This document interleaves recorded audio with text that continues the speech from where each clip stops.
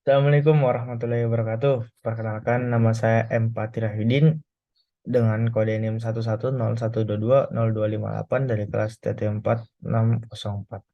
Nah, di sini saya akan mempresentasikan tentang sejarah evolusi HP dari masa ke masa. Nah, sebelum itu saya akan memberitahu tentang apa itu evolusi.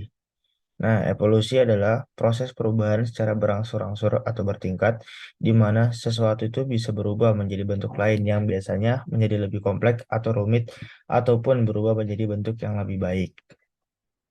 Nah, karena saya di sini akan membalas tentang evolusi HP dari masa ke masa, mungkin saya akan memperkenalkan apa itu pengertian dari handphone atau HP. Nah, HP itu terdiri dari dua frasa, yaitu hand yang artinya tangan atau genggam, dan phone yang berarti ponsel atau telepon, sehingga dapat dikatakan bahwa handphone itu adalah telepon genggam.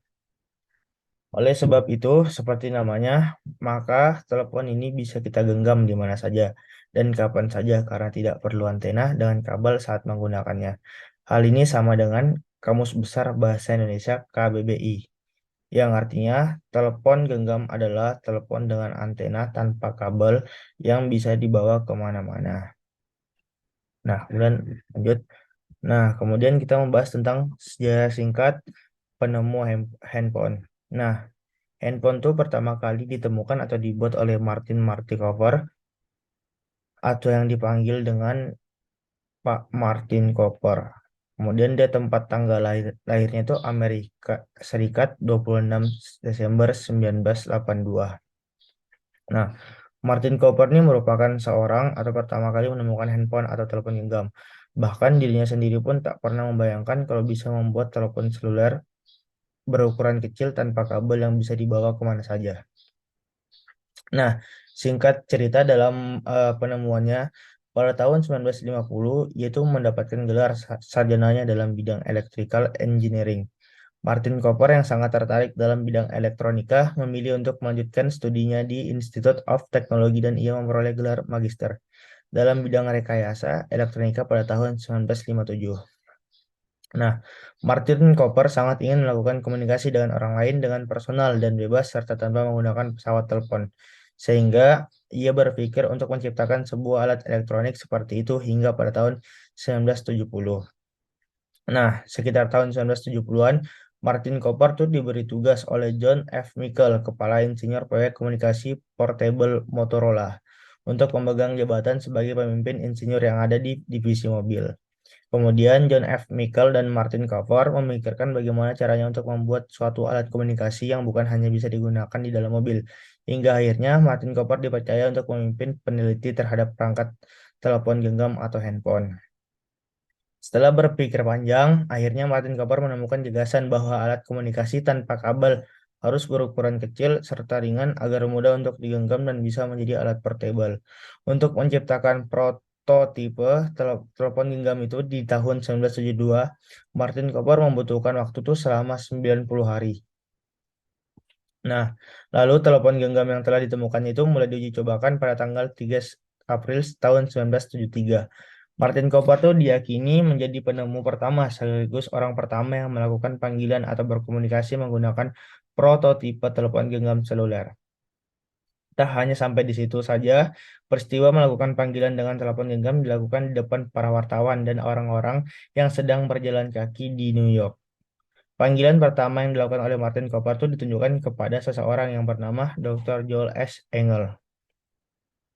Nah, barulah pada tahun 1973 atau lebihnya, tepatnya pada tanggal 17 Oktober 1973, Martin Cooper dan para insinyur yang membantunya menciptakan telepon genggam dan John F. Mickle mulai mematenkan hasil temuannya itu dan penemuannya itu diberi nama radio telepon sistem.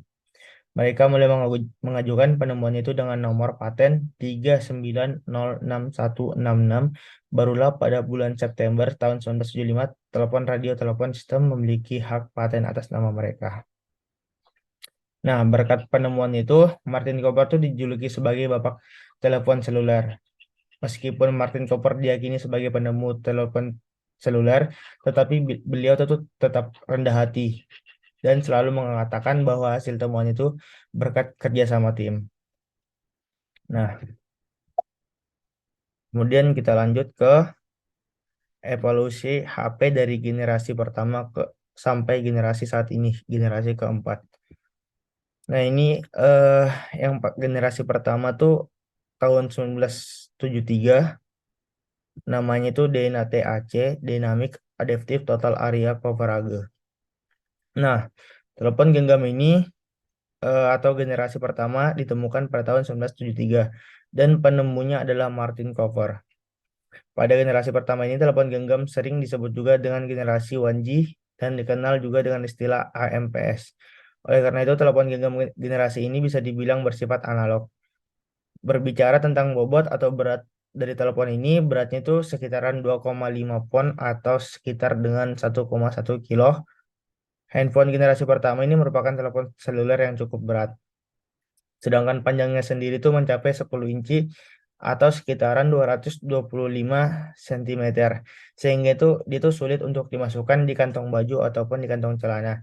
Dan dia itu memiliki baterai yang lemah atau boros karena baterainya itu bisa bertahannya sampai 20 menit aja. Nah, kemudian ada HP di generasi kedua yaitu Nokia 9000 Communicator. Nah, generasi berikutnya adalah generasi kedua dari sejarah perkembangan handphone atau telepon genggam. Teknologinya yang semakin maju membuat telepon genggam ini semakin canggih.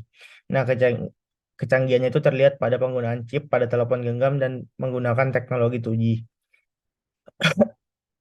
Nah, selain penggunaan chip pada telepon genggam, pada generasi ini tuh sinyalnya yang tadinya analog berubah menjadi sinyal digital. Bahkan fitur dari telepon genggam generasi ini bukan hanya bisa melakukan panggilan saja, tetapi bisa mengirim pesan dan panggilan tunggu. Nah, dan yang ketiga ada HP Samsung pada tahun sekitar 2000-an. Nah, memasuki tahun 2000-an berarti memasuki telepon genggam generasi ketiga, yang dimana penggunaan teknologi semakin canggih yaitu teknologi 3G. Dengan penggunaan teknologi 3G, maka jangkauan sinyal pada telepon genggam semakin luas, sehingga komunikasi semakin nyaman. Tidak hanya itu, telepon genggam generasi ketiga mulai dimasukkan beberapa sistem operasi, sehingga sering dikenal sebagai smartphone atau ponsel pintar. Oleh sebab itu, fitur yang dimiliki oleh telepon genggam ini ketiga bisa dibilang mendekati fungsi komputer. Kemudian ada generasi keempat, yaitu HTC Corporation. Itu merupakan HP yang paling pertama kali ditemukan di generasi keempat. Nah, generasi keempat ini perkembangan telepon genggam adalah generasi lebih dikenal dengan teknologi fourth generation atau 4G. Selain itu, teknologi yang ditawarkan pada telepon genggam generasi ini berupa dapat berhubung teknologi nirkabel seperti wireless broadband, Vibro, CDMA, wireless LAN, Bluetooth, dan lain sebagainya. Oleh karena itu, pengguna yang menggunakan telepon genggam generasi ini sangat beruntung. Nah, karena kenapa? Karena operasi kapan saja, memiliki kecepatan tinggi, jangkauan sinyal bisa mencapai global, dan lain-lain.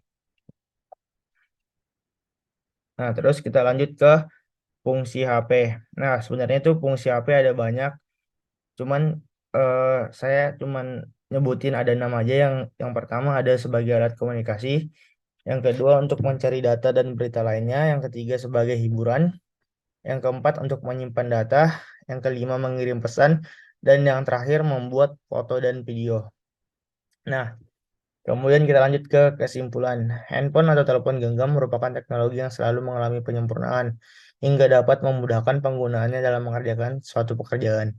Selain itu, handphone yang semakin canggih memiliki layanan internet sehingga para penggunanya bisa mendapatkan informasi dalam negeri ataupun luar negeri dengan mudah. Lebih